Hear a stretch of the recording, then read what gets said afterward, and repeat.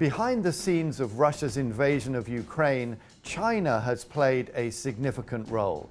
It's one of Moscow's closest diplomatic partners, and according to Vladimir Putin and Xi Jinping, the two countries enjoy a friendship that knows no limits. All of this means that China may have an important indirect role to play in peace talks between Russia and Ukraine.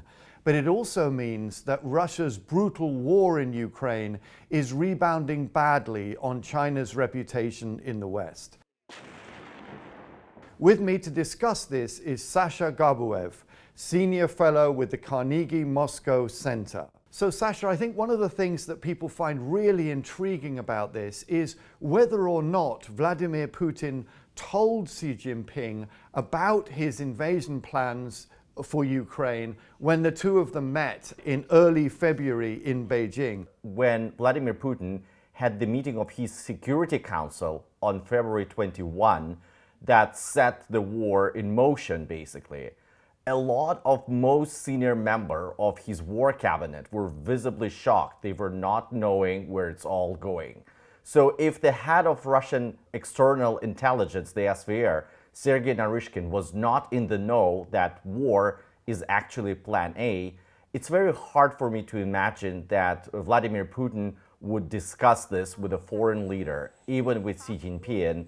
Also, it looks like many previous decisions, like the decision to annex Crimea or interfere into Donbass war in 2014, or interfere into US election in 2016 and enable Donald Trump's victory, were not communicated to Beijing and were not discussed.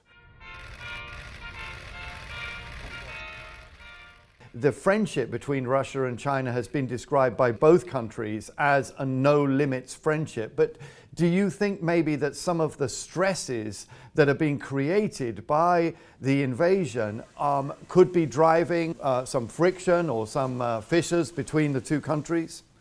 What China cares about in this war is not Ukraine, is not Russia, but the interests of China. China is a very selfish giant and cares about its national interests predominantly. Those interests include a solid partnership with Russia, which is a giant neighbor, a nuclear-armed power, and a friendly power. At the same time, China doesn't really want its relationship with the West to be impacted by this war. Depending on who is in front of them, the Chinese diplomats cherry-pick the talking points, and when they're talking to Western leaders, they say, yeah, we are supporting Ukraine's sovereignty and territorial integrity and peace. When they're talking to their Russian counterparts, the emphasis is on no support for unilateral sanctions and criticism towards the US.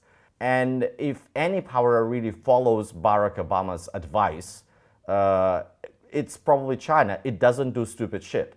So in this period of time, it really tries to maintain equidistance. When it comes to material support for Russia, here I think that China is doing everything that's legitimate and that is outside of the scope of US sanctions. It will follow the letter of the sanctions religiously.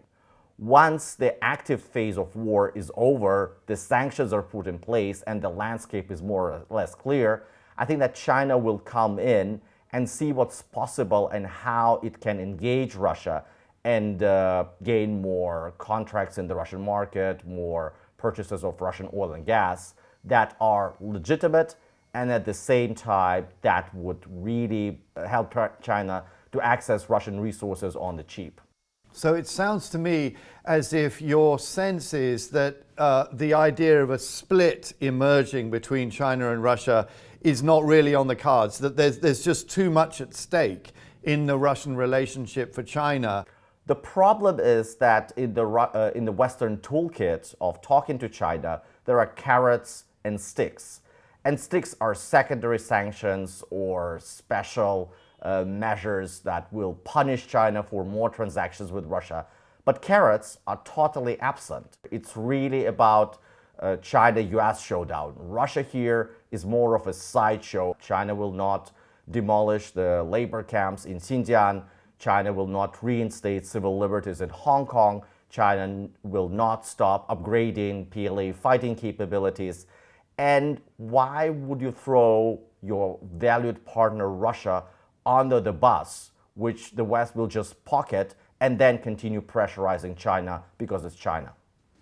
There have been some reports saying that Russia has asked China for military equipment, I mean weapons, to help it in the war in Ukraine. What's your sense of what's going on there, please? I think that the intelligence the US government has shared with some media outlets is accurate, but it needs a proper context and framing. Even if Russia has turned to China for some supplies for the needs of this war, it would take months to deliver, months to adapt. And if Russia was asking for combat drones, it means months of training for operators. It is very unlikely that this request comes in connection with Ukraine war. We know that before the war, Russia started to be interested in some types of military equipment where China has technological superiority over Russia, drones first and foremost. And it looks like this particular communication was part of a lengthy negotiation process that predates the war. It's helpful for the US government to take this isolated piece of intelligence and present it to partners and international community through the media as Russia turning to China for military assistance for war needs in order to put more pressure on China and force Beijing to distance itself from Moscow. You've spoken quite a lot about the underlying relationship between China and Russia. Could you just give us a sense of how solid you think this relationship is? And to what extent is the personal chemistry between Xi Jinping and Vladimir Putin a factor here? Some people say that these two really are kind of kindred spirits. What would you say about that? I would say that China-Russia relationship is very solid, and there is a notion that it's driven only by confrontation with the US, which in fact it is not. They share a colossal continental border, they have resolved their territorial issue, and they don't want to go back to confrontation. Then there is natural economic complementarity between the two. China has need to import natural resources, has cutting-edge technology, has a lot of capital. Russia at the same time is backward in terms of technology, needs capital, and has a rich endowment of natural resources. And then finally, both are authoritarian regimes. Whenever Putin and Xi Jinping meet, there is no issue of who poisoned Alexei Navalny or what are those camps in Xinjiang intended for.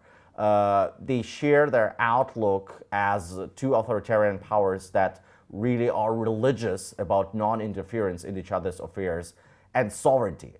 What's also important is that under Xi Jinping and Vladimir Putin, both political regimes have become very personalized and very leader-centric. So it's really the emperor and the Tsar. Where do you think we go from here? I mean, can China really use its influence on Russia to try to bring some kind of a ceasefire or possibly even a close to the war in Ukraine? Or is that hoping for too much?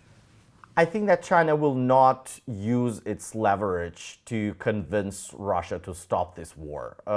China most likely sees this war as irrational, going against long-term Russian national interests. But Chinese leaders hate as much as Russian leaders do when a leader of a foreign country tells them what to do and tells them what the real interests of China or Russia are. If Joe Biden was unable to convince Mr. Putin otherwise by providing military help to Ukraine and threatening massive sanctions and also being ready to address Russian security concerns in Europe. So the collective West was unable to change Mr. Putin's calculus. Why would Xi Jinping be able to do so? Some people have said that, in fact, the Russian invasion of Ukraine might preoccupy the Americans and the rest of the Western powers to an extent whereby it would leave open the door, perhaps, for some kind of Chinese military action against Taiwan. This seems perhaps somewhat convoluted, but I wonder what your take on that might be. if China is to put the military tool on the table to force Taiwan to become part of PRC on Beijing's terms, it really needs to sharpen its military tool. And that includes a nuclear deterrent on par with the US and many other systems, because taking Taiwan by military force will not be an easy adventure. So China, in order to sharpen this tool, needs about a decade. And then the current crisis over Ukraine has demonstrated that the West has real collective will to punish the aggressor. And then the economic sanctions imposed by the West can really bite even such a large economy as Russia. I don't think that the lesson will be that China needs to stop to be aggressive and integrate into US-led international order on American terms.